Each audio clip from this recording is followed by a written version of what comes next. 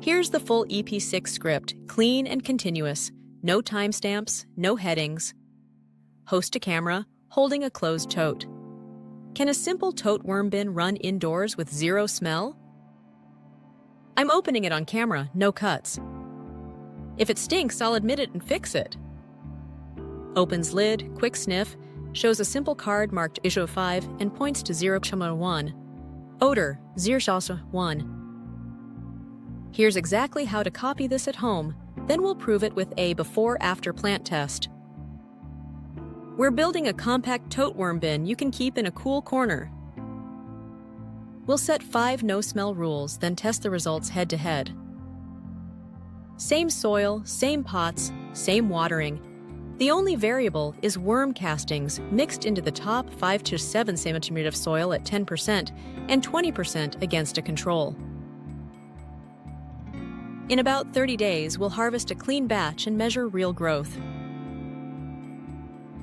Host gestures to a table of items. You'll need an opaque 5065L tote with a tight lid, a drill with a small bit, about 1/8 inch or 3 mm for ventilation holes, a catch tray or a second bin underneath. If you want to collect any liquid, bedding made from shredded cardboard, paper, plus rehydrated coco coir, a small handful of grit like crushed eggshell or fine sand. Optionally, a scoop of living soil or finished compost as inoculant.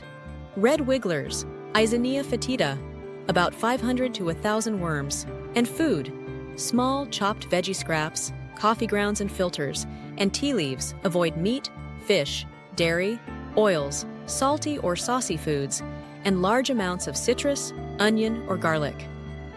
Host picks up drill. First, ventilation. Drill small holes around the lid and the top rim of the tote every 3 to 5 centimeters. We want airflow near the top so the bin breathes, but we're not turning this into a wind tunnel. Host layers bedding into tote. Add 15 to 20 centimeters of bedding, cardboard, and coco coir, and moisten it to the feel of a wrung-out sponge. If it drips when you squeeze, it's too wet. Add more dry bedding. Host sprinkles grit. Mix in a small handful of grit so the worms can process food efficiently. Host adds worms. Add the worms on top and give them a moment. Under light, they'll burrow down quickly. Host adds a small amount of chopped scraps. Now feed zone No. 1, about a cup of finely chopped scraps. Bury the food, then cap everything with a thin layer of dry paper or cardboard. If you can see food, it can smell. Always bury and cap. Close the lid. Host addresses camera. These are the 5 no-smell rules. 1. Ventilate. Holes in the lid and upper sidewalls. 2. Small buried feeds. Don't overfeed. 3.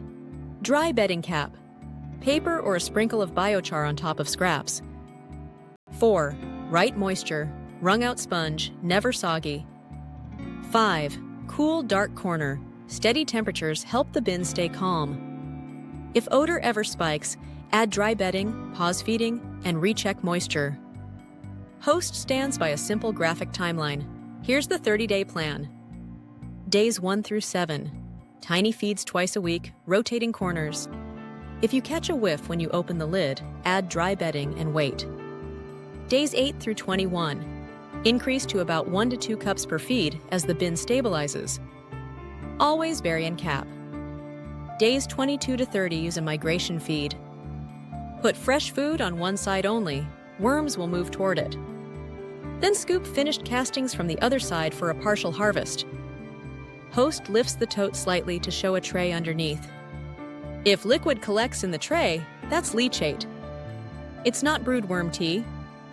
If you want to try it, dilute at least 110 and test on a single plant first or skip it entirely. The real win is the castings. Host at potting bench with 3 labeled planters. Let's set up the plant test. 3 identical planters. Control, potting mix only. Test A, potting mix plus 10% castings blended into the top 5-7 cm. Test B, potting mix plus 20% castings in the top layer. We'll water on the same schedule and aim for 35 to 45% target moisture. Host fills a simple scoreboard card. Each week, we'll log height, branching, and days to dry back to our target. That last metric tells us about water holding. Castings often help soil hold moisture more evenly. Cut to results montage. Greens look healthier. By week 2, the 10% mix usually shows stronger leaf tone and slightly slower dry down than control.